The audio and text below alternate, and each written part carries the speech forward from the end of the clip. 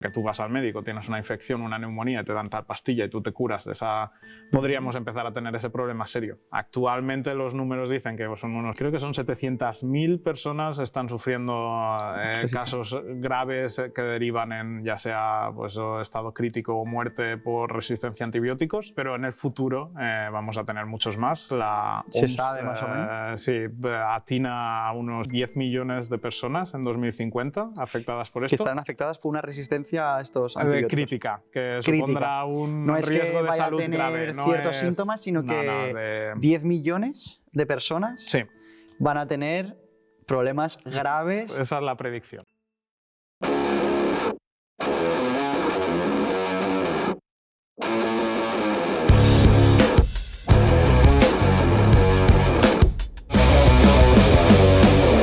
Bueno, bienvenidos al segundo capítulo de Mechanic Project.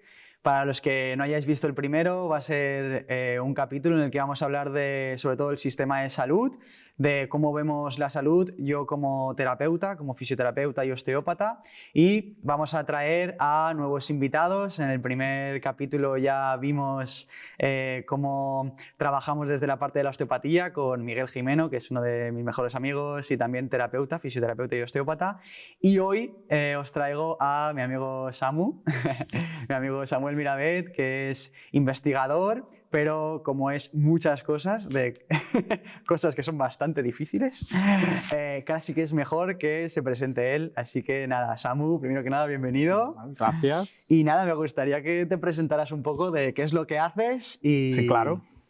Que les cuentes. Pues bueno, mi nombre es Samuel, soy investigador postdoctoral en la universidad, en la Escuela Politécnica de Zúrich, ahora mismo, en Suiza. Y para llegar a este nivel en el que estoy actualmente haciendo investigación, he pasado por muchos años de carrera en diferentes campos, intentando buscar siempre las cosas que más me atraían la curiosidad y que me parecían punteras y que podía aportar algo a la sociedad. Prácticamente llevo ya más de 10 años trabajando en los campos estos. Empecé en 2010 la carrera de Bioquímica y Ciencias Biomédicas en la Universidad de Valencia. Desde ahí, a pesar de que ya empecé, tuve mi primer contacto con investigación, te sonarán algunos proyectos que hice. Estuve en un tiempo mirando cuál era el impacto de la lactancia en la transferencia de resistencias a antibióticos a bebés. Que me parece una locura. Ya a partir de ahí me empecé a introducir en el tema de los microbiomas, de las comunidades bacterianas que viven en el cuerpo humano. Pero me aburrí bastante rápido, entonces decidí tirar por las partes más así de ciencia ficción y empecé a estudiar biología de sistemas y biología sintética, que son ramas en las que se intenta pues, aproximar la ingeniería, lo que puede ser, por ejemplo, intentar predecir cuál va a ser el comportamiento de una célula, de algo biológico, lo que sea, y que si a partir de datos. Para mí, si ya que sean bacterias, ya me parece la unidad más básica. Para él le parecía bastante más complejo y creer a lo más. No, es lo que hay que buscar, ¿no? Algo bonito de este trabajo es encontrar lo que te motiva y en realidad a poca gente le importa, entonces te dejan bastante en paz mientras tú vas haciendo tus cosas. Es una cosa que yo hablo cuando quedamos y hablamos de esto, porque a mí me encanta hablar con Samu de esto, yo alucino, porque lo entiendo perfectamente como me lo cuentas, porque al final son cosas que son muy extrapolables, porque yo hablo de lo macro a poder entender cómo funciona lo micro y tú vas a lo micro sin importarte en realidad cómo va a ir lo macro, porque necesitas la unidad básica e indivisible, ¿no? lo mínimo, ¿no? Exacto, ¿no? Y de hecho he visto cosas en microscopios, pero yo realmente no trabajo en un banco con una bata ni nada. Yo soy más informático que biólogo. Luego, a raíz de introducirme en este campo, empecé a estudiar toda la parte de bioinformática que se llama, o biología computacional, y ahí ya me desplacé totalmente y yo simplemente trabajo programando. Yo tengo mi ordenador y hago investigación, pero desde la parte de datos. Se producen cantidades ingentes de datos actualmente en cualquier proceso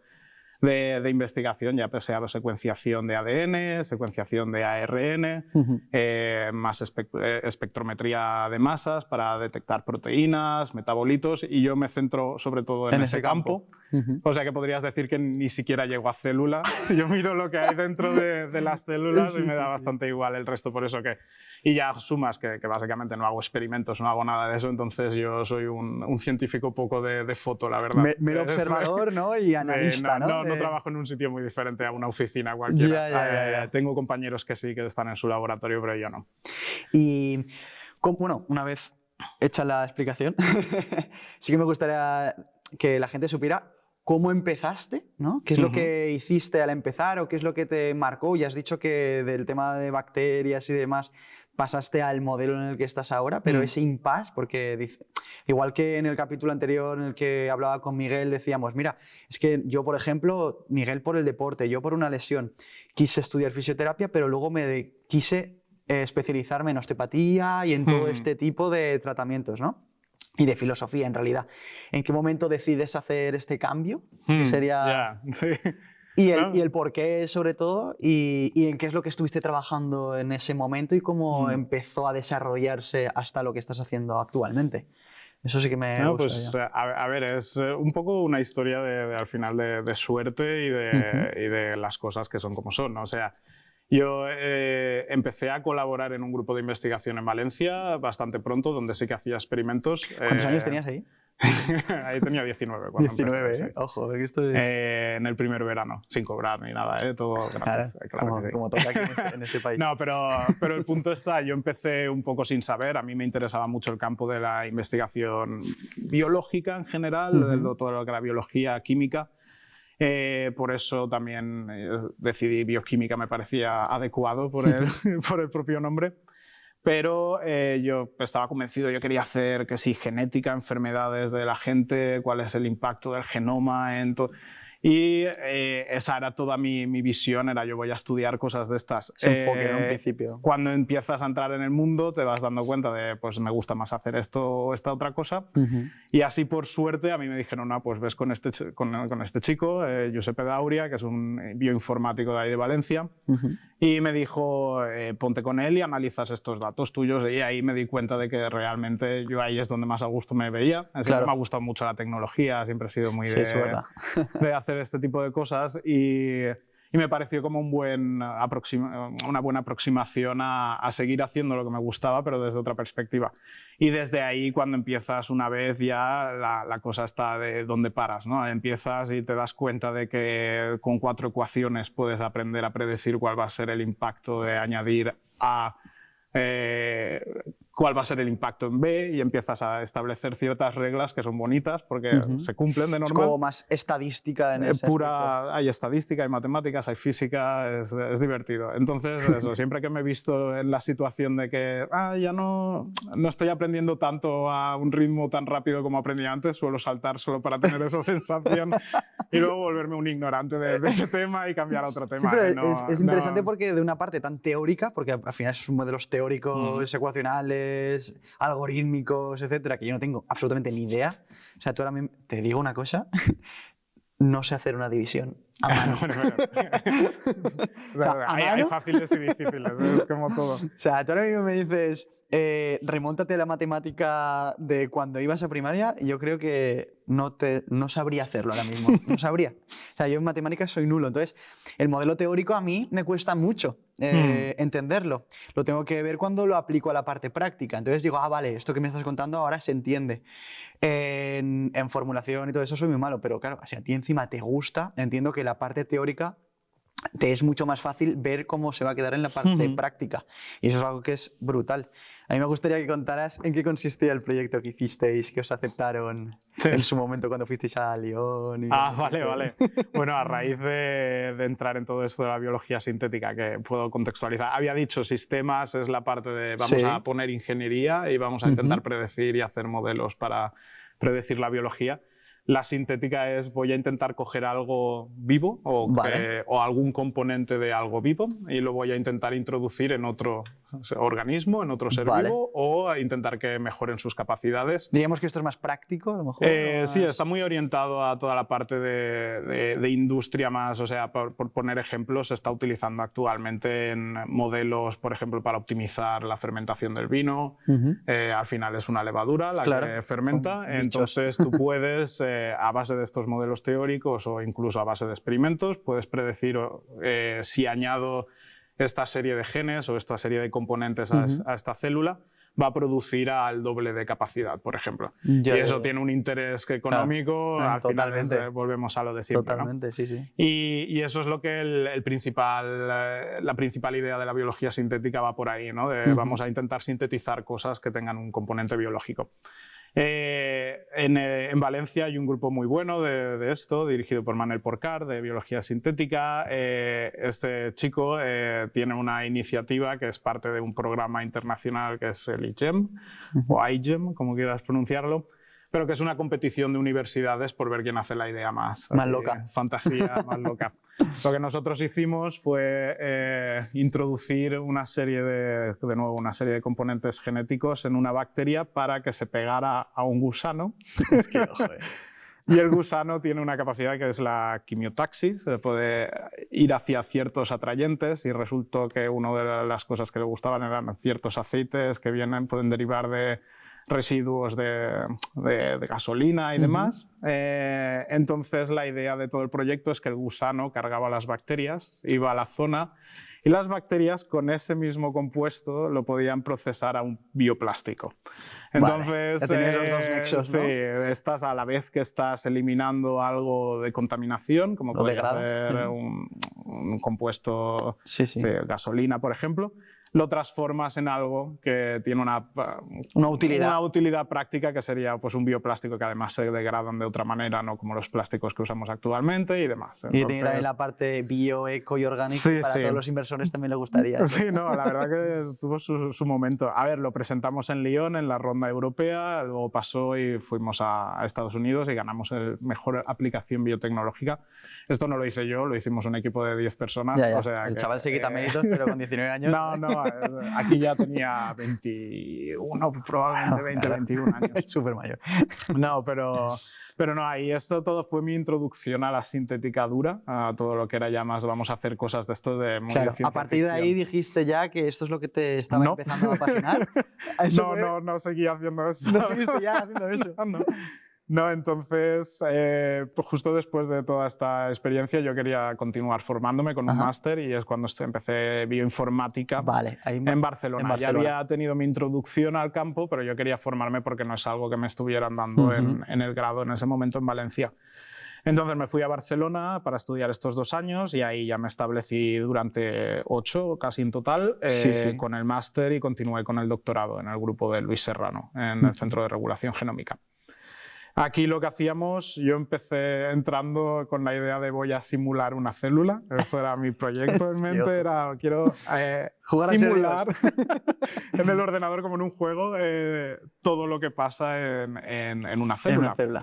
Está guay porque ahí teníamos un modelo muy pequeñito que se llama Mycoplasma pneumoniae, que es una bacteria de genoma reducido que se llama, o sea, mientras los humanos tenemos genomas muy grandes con muchos genes, este bichito solo tiene 700 genes, nada más. Puedes saber qué hace cada uno. Y ser más predictivo, ¿no? Efectivamente. Cuanto más simplifiques el sistema, más capacidad tienes tú luego de poder predecir con mayor exactitud, ¿no? toda la parte del modelo. Empecé con eso, estuve aproximadamente 1 año, fracasé totalmente, no funcionaba, me empecé a frustrar, no salía, pero tuve unos proyectos paralelos que parecían que tenían interés. Y es lo que empecé a explotar, y ahí me empecé a introducir en temas más donde antes hacía más sintética, empecé a hacer más sistemas, que es la parte de ingeniería, pero empecé a introducir mucho todo el campo de inteligencia artificial, machine learning y todas estas herramientas de predicción. ¿Eso en qué año, la inteligencia artificial? Yo el primer artículo publicado que hice en este campo es 2019, en febrero de 2019, y era un modelo de inteligencia artificial para predecir proteínas que no salen o no puedes identificar experimentalmente. Podría introducir que es una proteína todo el tema, básicamente es lo que hace absolutamente todo en un cuerpo. ya sea estructural o enzimático, bioquímico, cualquier reacción que ocurre en el cuerpo suele ser a nivel metabólico, una ya proteína. eso lo puedes extrapolar a más cosas. Sí, entonces lo que vimos es que todas eran siempre muy largas, nadie miraba, pero no entendíamos por qué no podía haber proteínas muy pequeñitas. Y el problema está en que son muy difíciles de identificar experimentalmente. Empezamos a recoger datos de aquí y de allá, empezamos a ver que a lo mejor sí que había alguna. Y yo me encargué de vamos a intentar encontrar estas, y de hecho ha sido todo el tema de mi doctorado, empezó con esto y ya acabé en esta línea y es lo que continúo a día de hoy. Sí. Maravilla, macho. Que lo aplico en otro campo, que sabrás, ahora ya no hago cosas en micoplasma neumonía ni nada, hago las bacterias del océano. Exactamente. Eso sí que está interesante, porque ahora, por ejemplo, ahí sí que ha habido un cambio en este aspecto, porque realmente, como todo el mundo, ¿no? Yo creo que cuando genera un fracaso, de ese fracaso, es cuando vuelve a resurgir, ¿no? Eso pasa también en las mayores empresas, gente que se arruina, gente que dice qué he hecho y dónde puedo derivar a hacer algo mejor. Evidentemente, yo creo que partir de esa base fue buena, ¿sabes? Porque en realidad vas a trabajar desde ahí. Y lo que te gustaría es saber cómo funciona la propia célula, ¿no? Y cómo, si lo puedes simular, podrías entenderlo mucho mejor, pero hacer lo que haces ahora. Entonces, claro, volviendo a lo que te decía de cómo una parte teórica puede ir a la parte más práctica, eso es lo que más me interesa actualmente, porque ahora sí que estás haciendo cosas. Yo cuando conocía... Bueno, Samu y yo, que esto no lo he dicho, nos conocemos desde que... ¿Qué años tenemos? No sé, yo tendría 11, tú 12 11, quizás, 12, una cosa así. Sí. Tenía un grupo de música con él. Toco la batería y era el guitarrista. Y frontman. Cantante. Y frontman. No cantaba muy bien, tocaba mejor que cantar, eso siempre ha sido así. Y teníamos un grupo de música y a partir de ahí ya best friends, ¿sabes? Sí. Y es que ya lo hablaba con Miguel en el capítulo anterior, y es que cuando hablamos de la kinesiología y este tipo de terapias, para nosotros es un lenguaje, es decir, es una herramienta en la que yo me puedo comunicar con la otra persona. Un lenguaje puede ser la música también. Absolutamente. Y yo me acuerdo, yo con Carlos y con Ernesto nos llevamos súper bien todos, los cuatro integrantes, pero yo me acuerdo que nos quedábamos tú y yo haciendo jam sessions. Sí, ¿no? Y sin hablar. Y sin hablar, igual nos tiramos 40 minutos simplemente tocando. Y eso es una comunicación más allá. Y entonces, cuando tú me hablas de cosas como estas, yo estaba flipando siempre, pero digo, bueno, yo no tengo ningún tipo de utilidad ante lo que me está contando, pero lo que está haciendo ahora me parece espectacular, es algo que me rompe los esquemas. Entonces, ahora... Bueno, también estuviste un tiempo en Estados Unidos. Sí, parte del doctorado lo pasé cuando intentaba montar el modelo simular la célula. Exacto. Fui con un investigador de allá muy bueno. No fue su culpa que fracasara el proyecto. Nos faltaban cosas. Faltaban datos también, intentaba ir demasiado lejos. Eso también es parte del aprendizaje de ir dándote cuenta de que se puede hacer y que no. Y con el tiempo que tienes. De normal, estaba hablando de periodos de tiempo que el máximo que he podido yo continuar un proyecto de estos es 5 años, por cómo es la carrera de lo que hacemos. Entonces tú no puedes ponerte a voy a resolver esto porque realmente a lo mejor hacen falta... Pero sí, estuve en Estados Unidos también medio añito, la verdad que fue buena experiencia, en Manhattan puro y duro. No volveré, no creo, estoy bien por aquí, ya lo viví y allí queda. Y ahora en Zúrich. Y ahora estoy en Zúrich, efectivamente. Cuando acabé el doctorado me fui para... quería quedarme en Europa, un poco más cerca de casa, y la verdad que Zúrich es un buen sitio. Un poco más frío, la gente no es tan simpática, muy cara la vida allí, pero también la verdad que la universidad en la que estoy es muy buena, estoy haciendo cosas ¿Te dejan hacer más cosas? Totalmente independiente, tengo mi propia financiación. Es que eso también es importante. Y eso ya me hace ser independiente, puedo buscar... Ahora lo que estoy haciendo es esas mismas proteínas que buscaba en el doctorado, las estoy buscando en el mar, en los bichitos que hay por ahí flotando. Y nada, y viendo a ver, y si quieres ahora te cuento a mí me gustaría sirven A mí me gustaría, si quieres, abrimos ya ese melón, como le dije a Miguel, porque sobre todo, estos son aplicaciones prácticas, que es lo que a mí más me interesa, de cómo... Porque para mí el podcast en sí, lo que más quiero hablar sobre todo es que la gente vea que se están haciendo cosas, que hay mucha gente, que eso ya lo sabe la gente, pero bueno, que tiene que irse a otros sitios porque si no, muchas veces, tú eso no lo vas a decir, pero por financiación y demás, no te permitirían hacer lo que estás haciendo actualmente. y que tenemos gente muy capaz y muy potente aquí que para poder hacer estas cosas pues muchas veces tiene que recurrir a irse a otros sitios. Entonces, aunque tenga que irse a otros sitios, que la gente sepa que esto se puede hacer y se está haciendo actualmente y que esto en un futuro, que yo creo que no va a ser muy lejano, porque ahora hablaremos de datos y de cosas importantes que están ocurriendo y que no tardarán mucho más en ocurrir, y por como él, ya os he dicho, es predecible hoy a nivel estadístico, todo se puede llegar a predecir, se puede tener una utilidad a nivel práctico, sobre todo. Y ahora sí que estás trabajando en cosas que a mí van un poco de la mano en lo que yo me voy moviendo. Entonces, si te parece, simplemente explica un poco qué es lo que estás haciendo actualmente en Suiza. No, pues bueno, a partir de todas estas proteínas pequeñas, lo que no he explicado es por qué pueden ser interesantes, aparte de que son proteínas, que es un poco redundante como justificación, pero se ha visto que muchas de estas tienen efectos antimicrobianos, o sea, básicamente son como antibióticos, o efectos de comunicación entre bacterias. Pueden secretarse y pueden hacer que otras bacterias se acumulen en una zona, respondiendo a la concentración de esa proteína. Esto es todo mecanismos que usan las comunidades bacterianas que existen en todo el mundo, no solo asociadas a nosotros, en el suelo hay, en el agua hay. Y algo que me dijiste hace tiempo, que somos más bacterias. Sí, ¿no? Bueno, podría ser debatible. ¿Sí?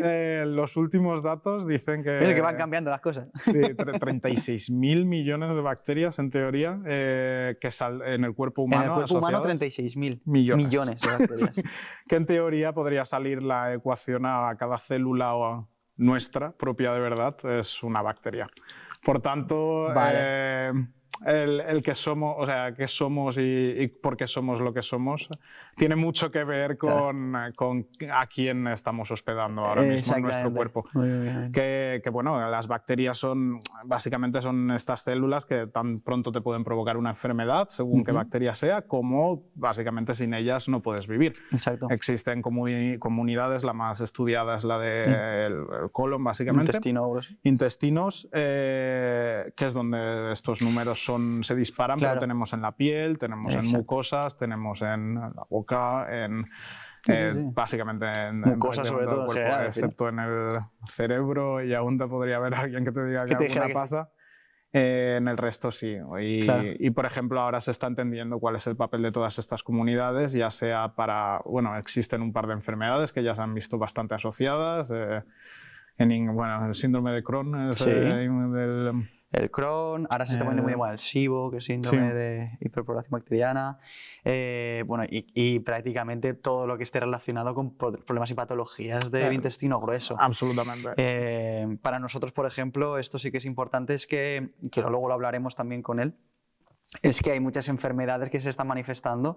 Lo que hablábamos con Miguel en el capítulo anterior es que está la psiconeuroinmuno, entonces la psico en orden de prioridad sería la que jerárquicamente mandaría. Entonces, en muchas ocasiones hay problemas que son puramente emocionales que están relacionados con esto. Hay un eje que se llama el gut-brain axis, que es el eje intestino-cerebro, que ya lleva mucho tiempo estudiándose, pero ahora se está poniendo muy de moda porque cada vez son más las personas que están teniendo problemas intestinales, problemas de permeabilidad intestinal, etc. Y yo creo que es algo que, como tú lo estás trabajando, y sobre todo en tema de bacterias y todo esto a nivel celular y demás, ya se están dando datos, ¿no? Que esto ya sí, eso luego hablaremos, de cómo puede influir esto, cómo pueden influir los antibióticos, cómo puede influir todo lo que nos han estado dando desde la medicina convencional, por así decirlo, desde la seguridad social en España, y cómo se trabaja esto y cómo hay un montón de antibióticos que se están dando a diestro y siniestro para trabajar cosas que no mejoran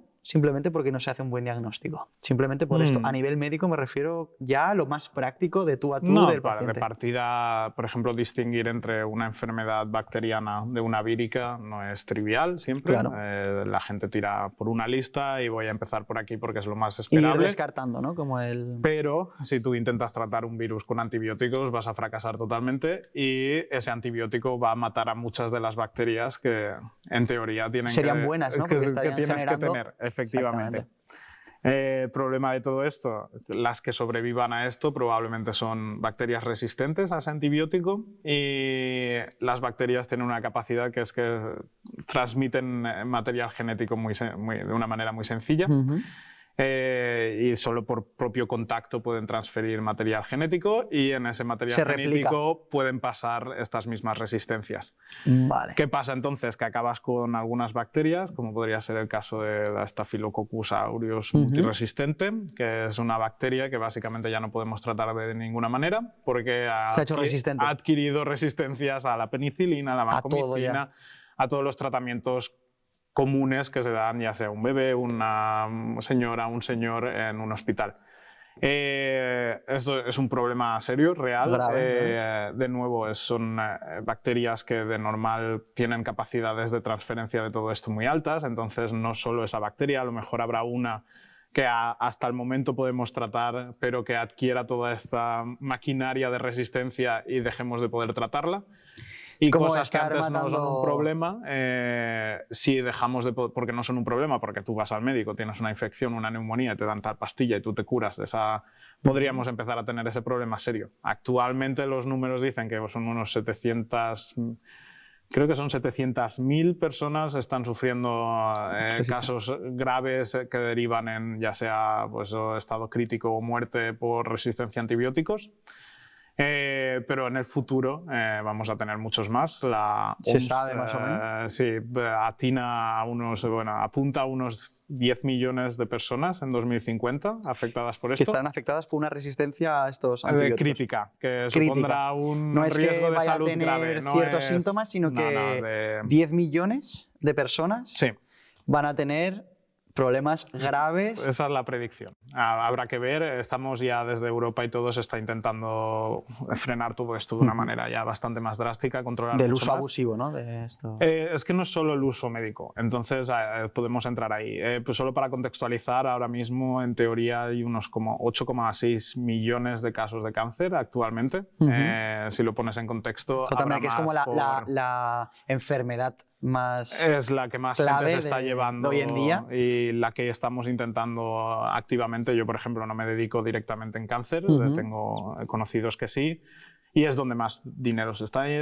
O sea, de verdad es la enfermedad que requiere la mayor atención, pero esto no quita que esto sea todo dinámico. Donde uno baje, otro puede subir. Exactamente. Y todo esto tiene una relación directa con cómo hacemos nosotros uso de absolutamente todo lo que hay en el universo. Ya sea dieta, la dieta impacta nuestras comunidades bacterianas, los antibióticos que tomemos, las relaciones con quien nos relacionemos. Hemos salido de una pandemia en la que básicamente era cero contacto, ¿no? Exacto, el principal mecanismo de transferencia era básicamente lo que hacemos día a día, que es hablar con alguien. Entonces, eso es un problema que puede seguir apareciendo e intentar ir prediciendo todo esto. Claro. O sea, en esencia somos bacterias, estamos formados por esto y en función de lo que podamos tomarnos como que puedan generar esta resistencia, puede que las bacterias se hagan como inmunes a lo que les vemos echar y que se apropien, ¿no? También. Sí. Y esto puede condicionarnos tanto a nosotros mismos como al resto de personas con las que hacemos interrelación. No solo por el propio uso del antibiótico te va a estar generando esto, sino que por haber hecho un uso abusivo también de estos antibióticos, ahora por el mero contacto con las demás personas, por estar hablando, por el trabajar con alimentos, el comer ese alimento y demás, puede estar también perjudicándonos directamente. Es algo que no podemos controlar en realidad, porque al final, ahora mismo, ¿se puede hacer algo por esto? Sobre todo lo que se está haciendo ahora es monitorear. Estamos todavía en la fase en la que estamos intentando ver cuál es el alcance de esto. Eso es. Hay ciertas estrategias que son bastante inteligentes, que es vamos a coger todas las bacterias que haya de residuos de una ciudad, residuos básicamente del alcantarillado. Al final todo esto sigue un camino muy directo, que es todo lo que está dentro de nuestro cuerpo al final, ya sea por básicamente cagando, defecar para ser apropiados o a través de la orina, pasan al agua y tú lo que puedes ver actualmente es que en los últimos años han subido los niveles de resistencias a antibióticos en estas bacterias, la famosa Escherichia coli o una salmonela. Exacto. Y tú puedes ver que existe más transferencia. Lo que pasa es que cuando tú intentas establecer estos datos en un contexto de, por ejemplo, en costas donde haya países que hagan un uso exagerado de antibióticos para ganado, por ejemplo. Esto en Europa está muy regulado, en Europa no ocurre, en teoría. Ahí yo ya no me meto, claro. no he estado nunca ¿Eso es lo en que una granja. dicen los datos, ¿no? Pero en ciertas industrias, en Estados Unidos, en algunos estados se permite. O sea, lo que pasa es, tú puedes hacer que una vaca crezca más, por ejemplo, dándole ciertos antibióticos. Totalmente.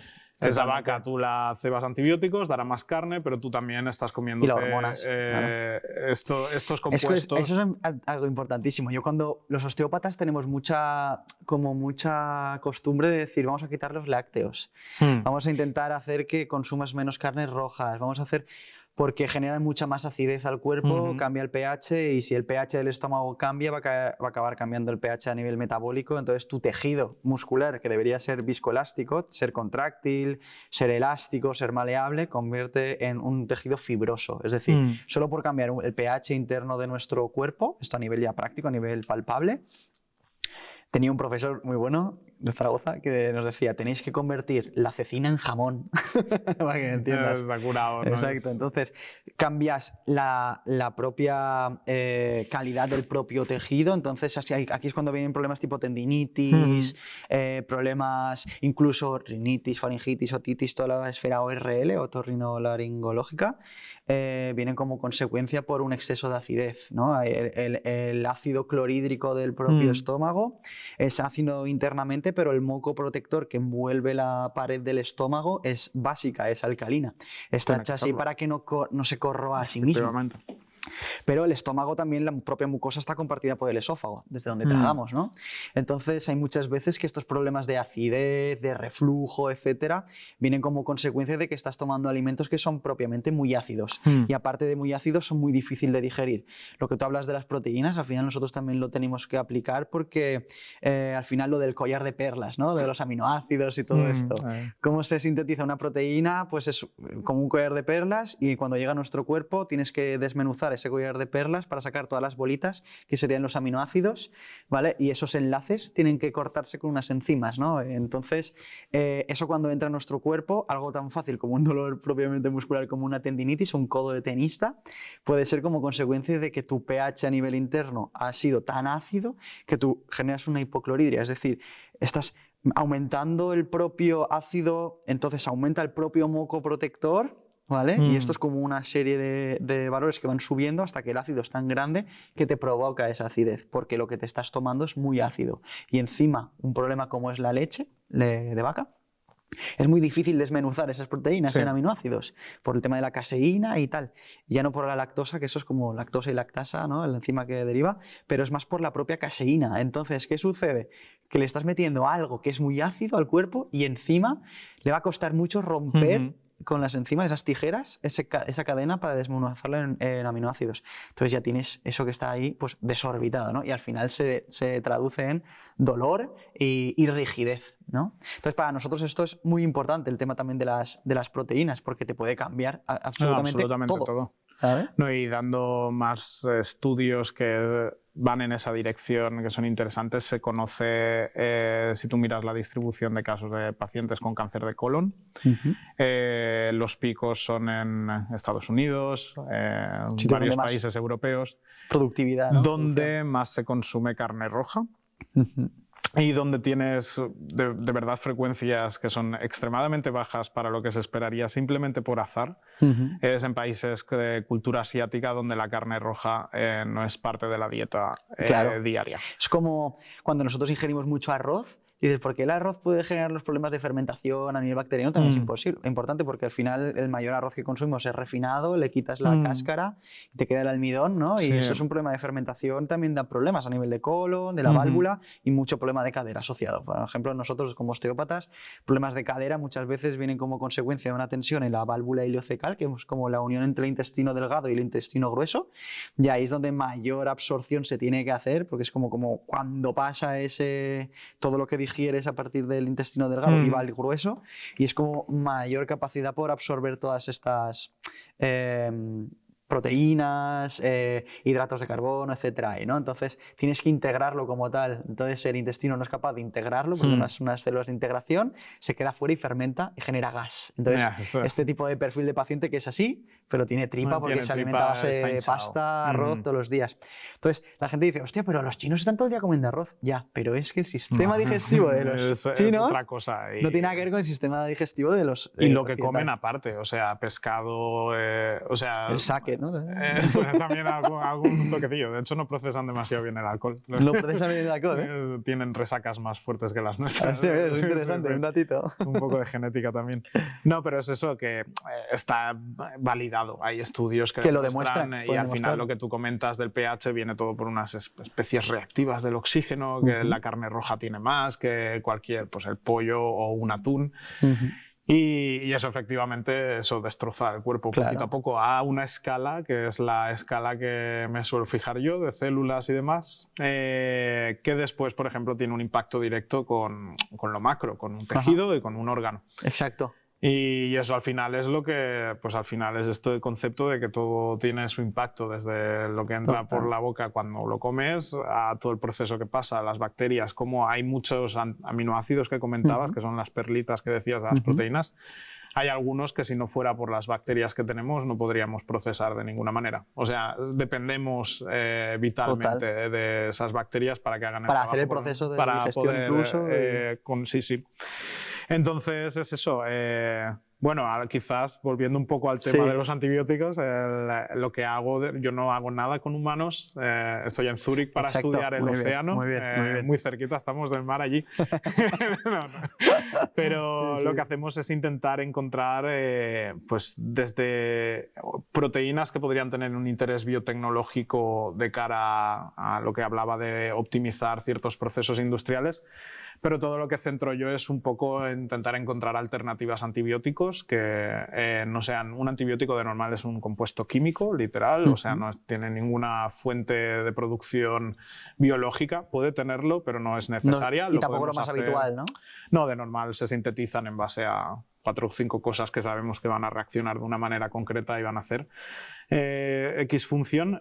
Yo lo que hago es buscar proteínas de estas, pequeñitas, suelen ser, que puedan hacer esto en sitios donde la gente no ha mirado. El mar es una de ellas, porque si ya cuesta explorarlo de normal, cuando ya vas a la escala microscópica pierdes muchas cosas. Los números dicen que cada mililitro de agua del océano tiene 1 millón de bacterias. ¿Cada mililitro? Mililitro, 1 millón. Pero si cuentas que pues eso en el planeta Tierra es más agua que tierra, un mal llamado planeta Tierra, 70% es océano y 2/3 de la biomasa del océano son bacterias. Que es una barbaridad. Y ya por soltar ya números, se calcula que el 50% de oxígeno que respiramos es producido por las bacterias del océano.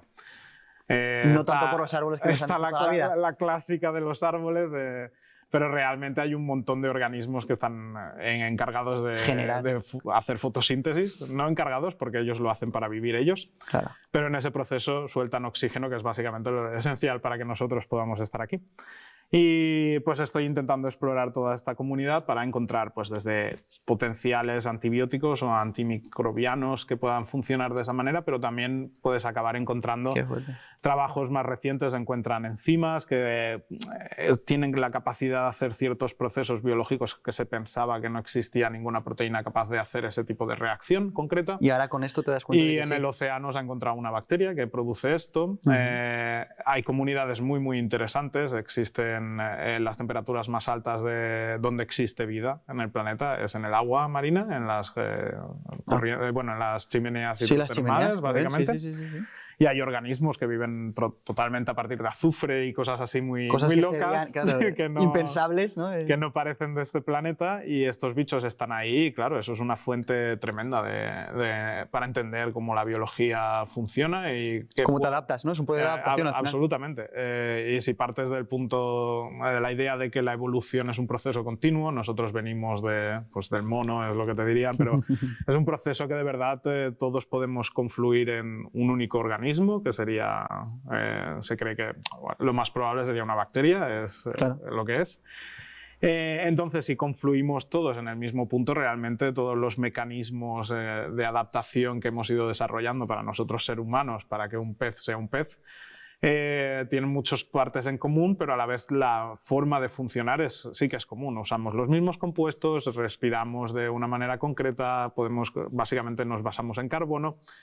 Si tú encuentras algo en esas bacterias que funciona a ese nivel, es muy aprovechable.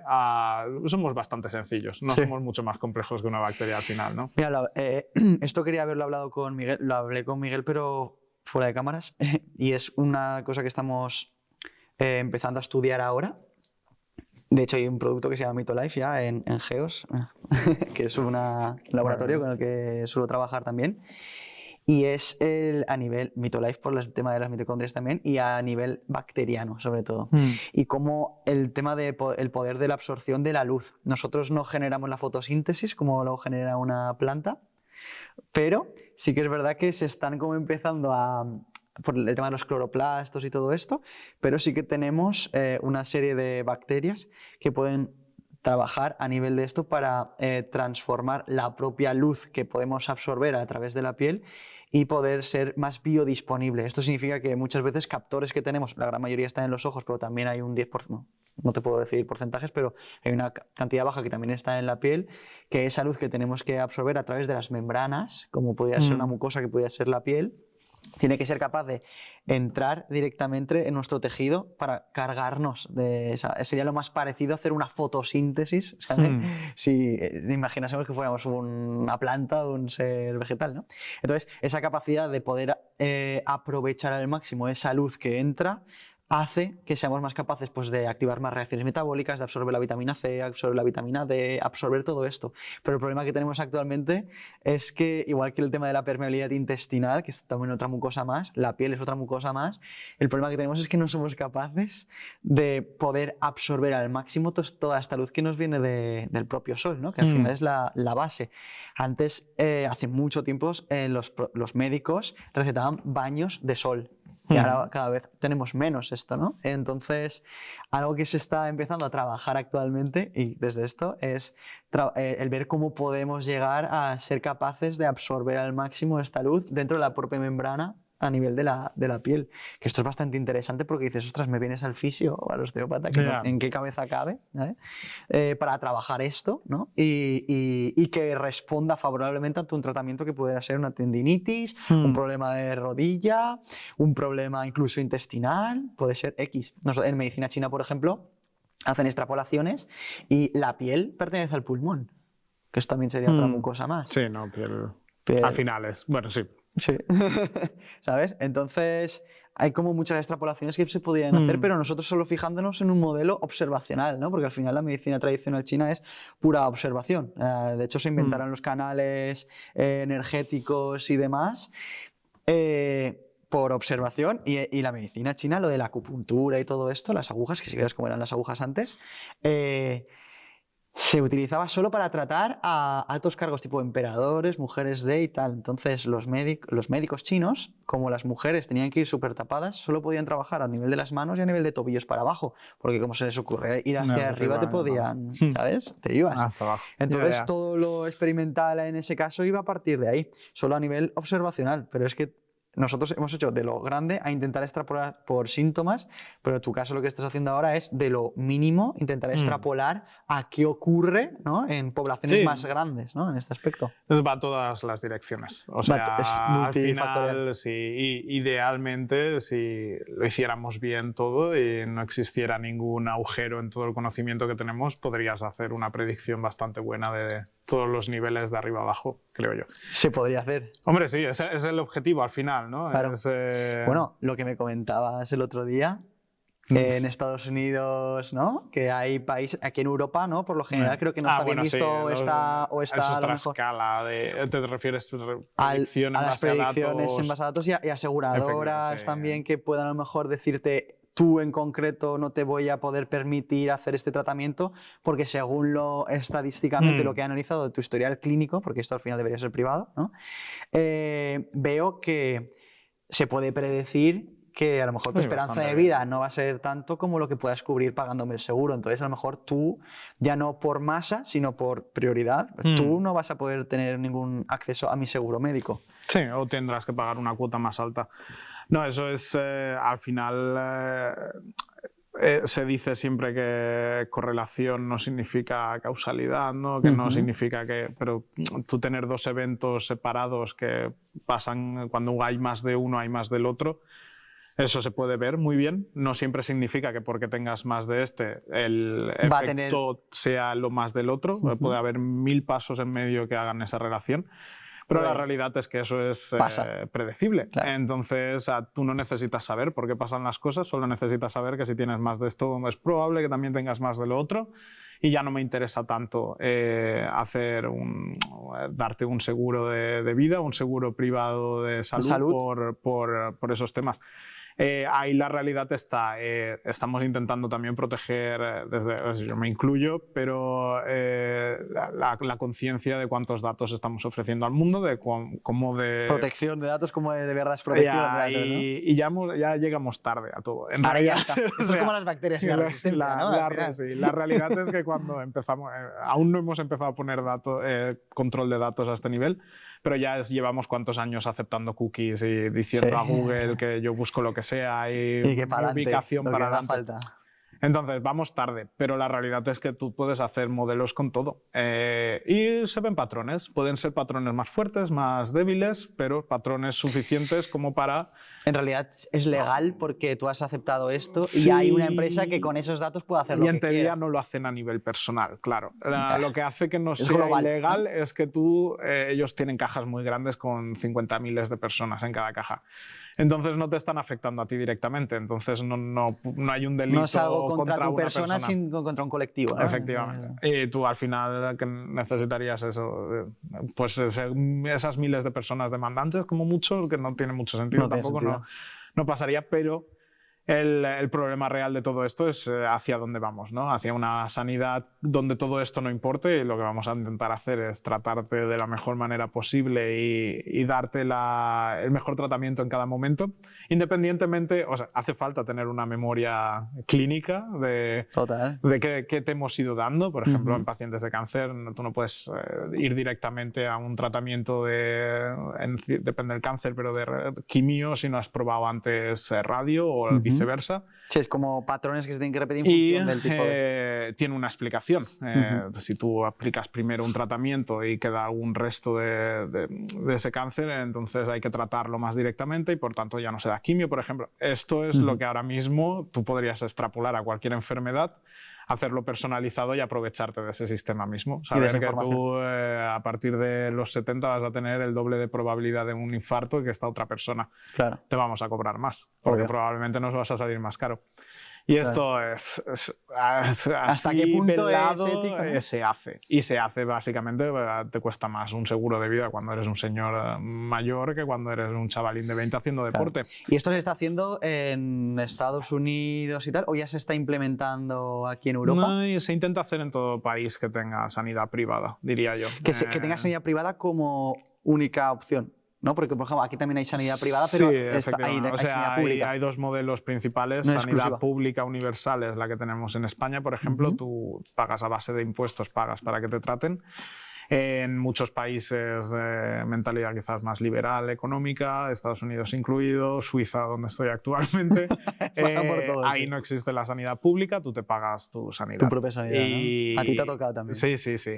Y pagas bastante. O sea, no está tan mal pagar en impuestos porque realmente te das cuenta de que al cambio no sale mucho más caro. Pero es un sistema que tiene varios problemas añadidos. El primero, por ejemplo, es que es más difícil que tú acabes yendo a un hospital a tratarte.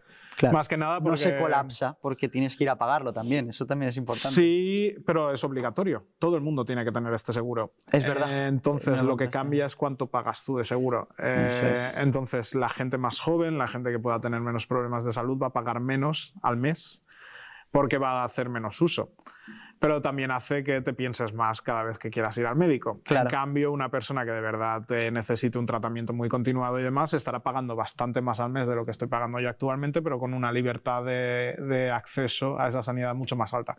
Podría justificarse con que probablemente los ricos, lo de siempre, ¿no? La gente con más dinero se lo puede permitir, pero por ejemplo, la realidad es esa, que esos son todo datos que tú puedes coleccionar. Yo puedo ir al médico, al dermatólogo, y el médico pasará ficha y dirá, ha ido al dermatólogo. Si luego directo me voy a otro tipo de médico, todo eso queda registro de qué me han dado, queda registro de cuál ha sido mi historia médica con esos médicos. Y en teoría esos datos se podrían utilizar. Supuestamente tú puedes cederlos, puedes decidir cederlos o no. Yo no los cedo, no, pero me daría igual. O sea, creo que ya, vamos. Sí, ya tienen datos. Tampoco estoy haciendo mucho uso del médico ahí, si te digo la verdad. Pero es eso, que existe la posibilidad, existen estos modelos que en teoría es optimizar, básicamente es hacer de la enfermedad un negocio, que eso ya lo llevamos mucho tiempo haciendo. Total. Curar es la historia de siempre, curar no da tanto dinero como cronificar, esto hemos hablado muchas veces. Totalmente. Pero son temas aparte. Hay enfermedades que efectivamente no se pueden curar. Esto hay que educar a la población de que no todo es una conspiración del Estado de vamos a hacer que la gente muera de esto para que la gente también haga más uso de esto. Es raro que pase eso.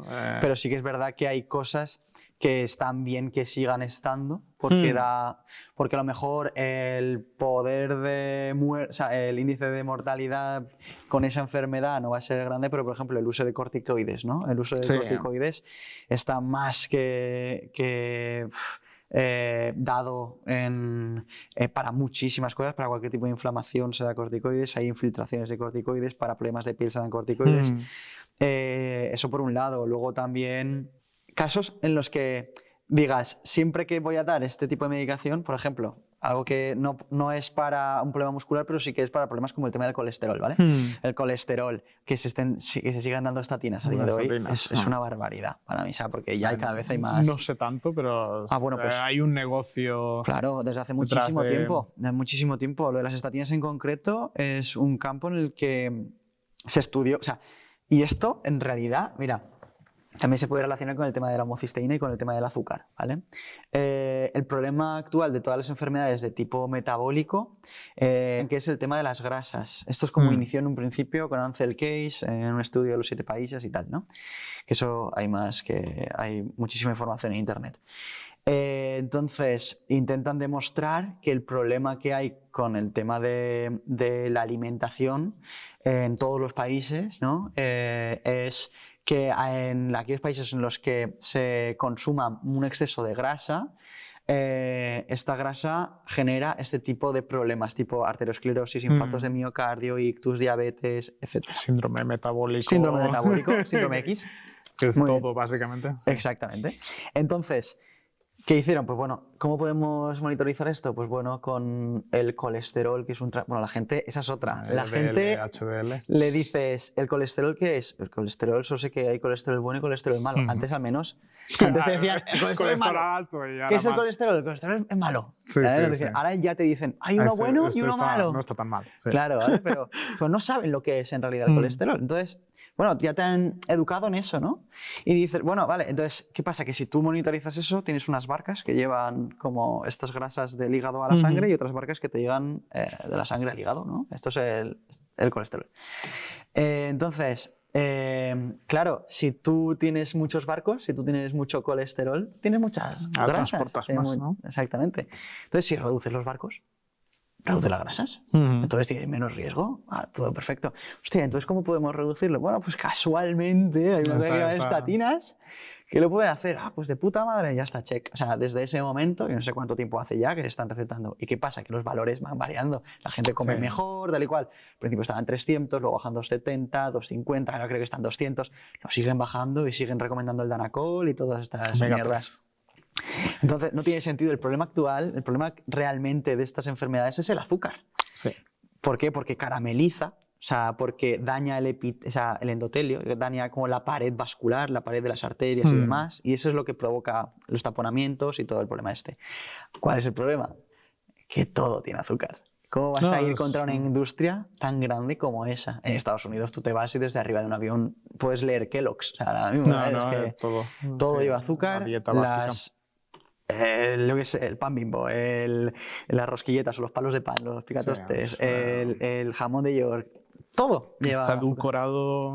Claro, entonces aquí nos vamos a otra cosa más que es interesa reducir el azúcar. Ya se están haciendo mucho, ¿no? Por reducir, y ahora hay más cosas orgánico, eco, tal, la gente está invirtiendo en eso, pero muchas veces, hostia, es que es una empresa que funciona.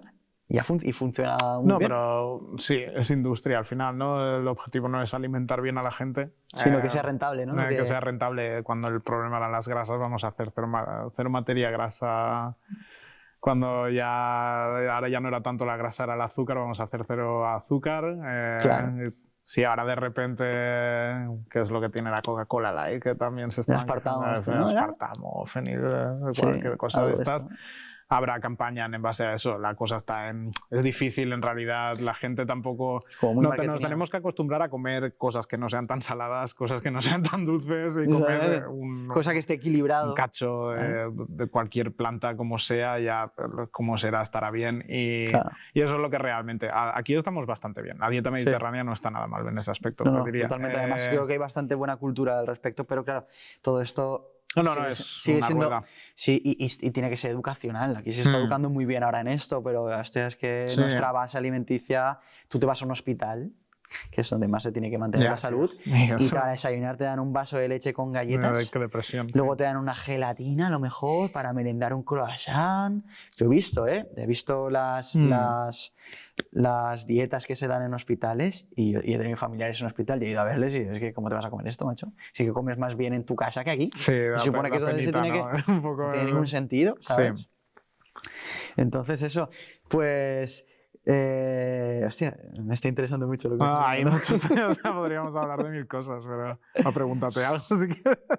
No, es que me gustaría saber sobre todo hasta dónde crees que podíamos llegar ahora con estos avances que estás haciendo tú actualmente. Es decir, ¿qué es lo máximo que podíamos llegar a predecir?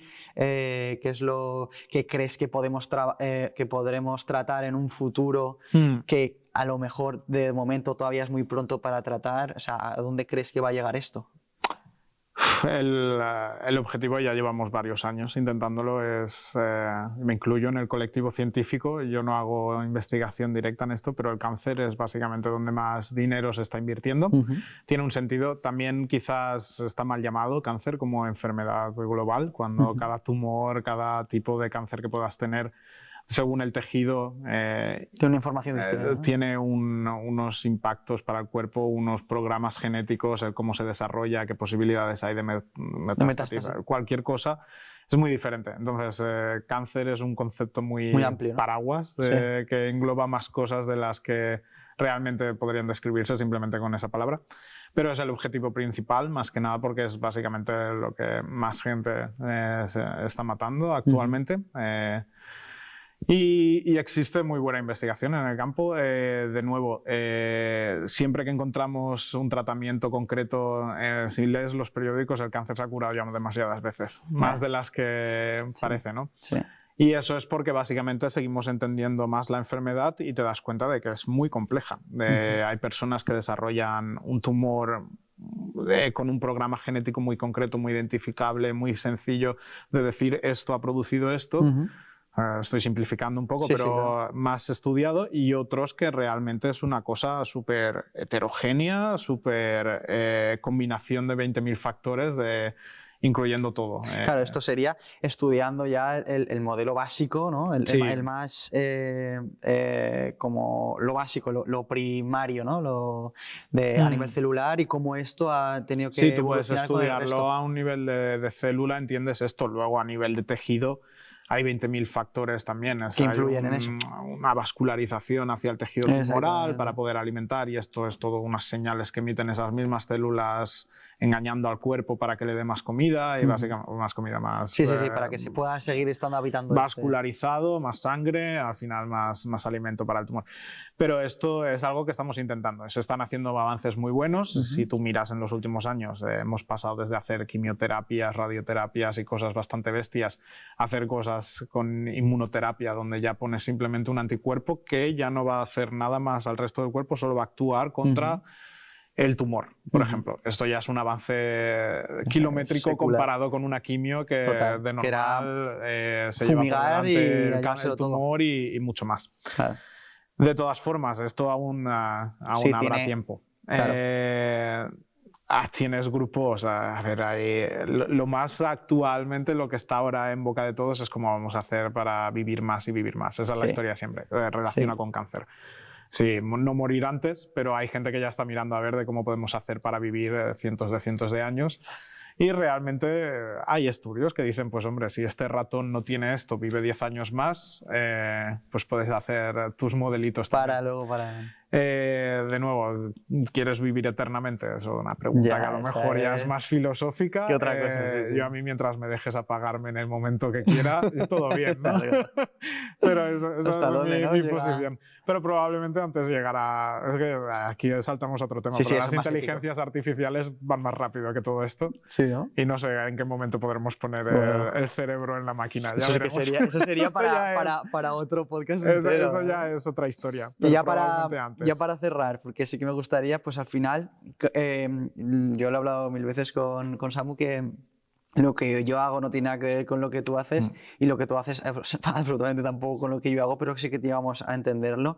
Y al final yo lo que más dedico como mis tratamientos y también la formación, los cursos que doy y demás, porque al final esto de Mechanic Project es un podcast, pero también es un proyecto que deriva de la osteopatía, son cursos propios que yo voy a hacer, en el que se aunan todos los conocimientos de la osteopatía, la medicina china, la kinesiología, incluso también se aunan también conocimientos de la nutrición especializada en tejidos, y entonces es como poder integrar todo el modelo más orgánico, ¿no? En ese aspecto, desde la parte emocional, todo esto, a cómo influyen los dolores. Tú, como paciente y también con tu visión también de científico, a nivel personal, ¿ha habido alguna enfermedad o alguna patología que hayas podido tener que creas que pueda tener también relación directa a nivel emocional o que pueda tener algo más allá que no puramente lo que se puede llegar a estudiar a nivel convencional en la sanidad y en la medicina actual? 2 puntos. 2 puntos. Primero, has comentado... efectivamente venimos de campos muy distintos. Total. Pero yo creo que el diálogo al final es curiosidad, intentar entenderlo. Habrá veces que hablamos idiomas muy distintos, pero eso no quita que yo intente, sobre todo a cualquier fuente de conocimiento y demás, intentar entender y cuál es el fundamento detrás. Exacto. Habrá cosas que te creas, cosas que no, pero al final sí hay datos que dan soporte a algo. En teoría es un método científico, al final tenemos que intentar seguirlo y eso yo creo que es esencial y deberíamos dirigirnos hacia algo que estuviera cada vez más involucrando a toda la gente que pueda tener algo que ver, no solo médicos, no solo intentar introducir también en esas ecuaciones a la gente que entienda, como yo, la bioquímica de algo, con la gente que entienda más un trato al paciente más directo, que sepa lo que significa. Y eso es algo que no está pasando, pero bueno, sí, ya que hay una empatía, ¿no? También de parte de una comprensión, un escuchar. Mucho celo a lo mejor de no quiero ceder, no quiero... esto solo puedo firmar yo, no puede firmarlo nadie más. Pues bueno, amigo, yo entiendo, todos hemos estudiado cosas, todos hemos hecho cosas. Entenderse al final tienen que querer las dos partes. Es un diálogo, eso lo hablé con Miguel en el anterior capítulo, y es que hay pacientes que no estarán hechos para terapeutas, ¿sabes? Porque no hay una buena comunicación. No solo es la parte verbal, sino la energía que transmites a la otra persona, el nivel de empatía, o cómo te hace sentir esa otra persona en clínica, etcétera, ¿no? Y además también está el problema jerárquico, que eso es algo Que lo hablo mil veces, que es que... Todos tenemos un jefe, todos tenemos... Exacto, y todo el mundo te ha dicho que tú vas a estar por encima de otro. Y para llegar hasta ahí te lo has tenido que currar. Entonces ahora que estás ahí, te va a costar mucho ceder y decir que tú no eres sino que tú eres ¿sabes? Eso, yo estoy muy en contra de eso. Yo superviso gente, tengo un jefe, a todos les hablo igual. A lo mejor es un error, es un problema y no debería estar ahí, ¿qué pasa, bro? Pero en general va bien y al menos es como soy. Y creo que deberíamos intentar todos llegar a esa posición. No hay nadie más que nadie al final, pero bueno. Y volviendo a la segunda parte, es un poco, bueno, tú lo sabes de lejos, llevo ya pues ahora... diagnosticado más de 17 años, 18 años ahora, con psoriasis. Es una enfermedad que se conoce, o sea, mucha gente la padece, muy poca gente conoce el porqué. Existe mucho el mito de es contagioso, me lo vas a pegar. Básicamente te pueden salir como unas placas pueden ser bastante dramáticas según en qué fase estés. Y se caen mucho, o sea, yo me voy despellejando por ahí. Yo siempre está el chiste de que si yo matara a alguien probablemente me pillaría muy rápido porque estaría toda la escena del crimen llena de... Pero es una mierda, a ver, es lo que es y esto tiene un componente genético muy fuerte. Mi tío lo tenía, mi abuelo lo tenía. Entiendo que sus padres existen. Pero la realidad es que tiene un efecto psicosomático bastante bestia. Entonces, condiciones de estrés, condiciones en las que a lo mejor haciendo un doctorado, por ejemplo, no siempre estás en tu pico de alegría. Claro. Y cuando estás más hacia abajo, ahí tienes brotes muy fuertes y se nota. Y la piel responde, vamos, pero como un libro. Y lo gracioso de todo, yo esto lo he intentado tratar con varios dermatólogos, médicos de cabecera, toda esta gente, y siempre existe, has hablado de corticoides, ese es el punto 1. Pueden intentar dar otras cosas, pero siempre son tratamientos muy de... Tú ves poniéndotelo, cuando baje te lo quitas y cuando vuelva a aparecer te lo vuelves a poner. Como unos parches. No, yo ya sé que no me voy a curar de esto, no, tampoco es invalidante, o sea, yo hago mi día a día. Pero es esa condición de que yo siempre tengo que tener mis cremitas por si acaso me sale tal, empezar a aplicar y depende de dónde salga pues no son tan agradables. Pero esto es algo que realmente el estrés tiene un factor. De nuevo, no se estudia. ¿Por qué? Porque no es una enfermedad que mate, no es una enfermedad que hablábamos antes, que tenga un impacto, pero es una enfermedad al fin y al cabo y yo, por ejemplo, la llevo muy bien, pero hay gente que tiene problemas psicológicos asociados a esto. Yo, por ejemplo, tengo la suerte de no tenerlo en la cara. Claro. Hay gente que sí que lo tiene y eso es una realidad. Existe gente que tú no sabes cuáles son sus condiciones. Entonces, lo primero quizás, pues no juzgar, por mucho que yo me esté descamando, pues no es que no me duche, que no pasa. Sí. Y la claro, otra es que parte, sí, pero eso al final no me he encontrado a nadie que luego de explicarle yo estas cosas siga siendo un gilipollas en ese aspecto. Si es un gilipollas, lo seguirás siendo. Sí, por eso. Entonces da igual, ese caso da igual. Pero sí, es una realidad, de hecho has comentado. No sé hasta qué punto todo lo de cloroplastos en el cuerpo humano puedo darle voto, porque pero la luz solar ayuda un montón a la piel, ya sea de todo, melanina, todas ciertas rutas bioquímicas que pueden activarse más o menos por eso. Y luego el agua de mar, que el agua saladita, remedio de casero, pero vamos, mi abuelo ya cogía cubos de agua y se los ponía en las piernas, yo lo hago en verano, estoy estupendo de normal. Claro, o sea claro. También estoy más relajado, entonces creo que todo ayuda, todo ayuda. Pero entonces... sí. De hecho, vamos, se conoce poco, no se sabe. Se sabe que es una de estas multifactorial, genética, estrés, psicosomático, todo vale. Y de hecho el dermatólogo me decía, no te estreses, tú estate tranquilo. Claro, sí, ya está. Mañana, estoy listo. Pero sí, entonces... Es importante también ver eso, ¿no? Que al final, por mucho que se pueda llegar, sí, hay cosas que sí que está bien que se lleguen a estudiar, o sea, está bien, que sí que son rentables seguir estudiándolas y hay cosas que siguen siendo rentables porque como no es algo que vaya a matar, se puede seguir normalizando y aplicar parches con tema de cremas, tema de corticoides y demás. Y bueno, que luego sí que es verdad que hay algo que es más comportamental de cómo puedes gestionar tú también todo tu sistema de estrés. Evidentemente hay cosas que no vas a poder gestionar porque si estás en un pico alto y más en tu trabajo va a ser muy difícil gestionarlo, pero sí que es verdad que hay otro tipo también de tratamientos que se pueden llegar a usar. O sea, no siempre estar aplicando cosas muy a nivel tópico, sino también ir a lo mejor al tema del origen, que también generalmente puede llegar a funcionar. Pues nada, yo creo que con todo esto hemos hablado bastante y a mí me ha gustado muchísimo la charla, como siempre. No, podríamos seguir por otra horita, pero...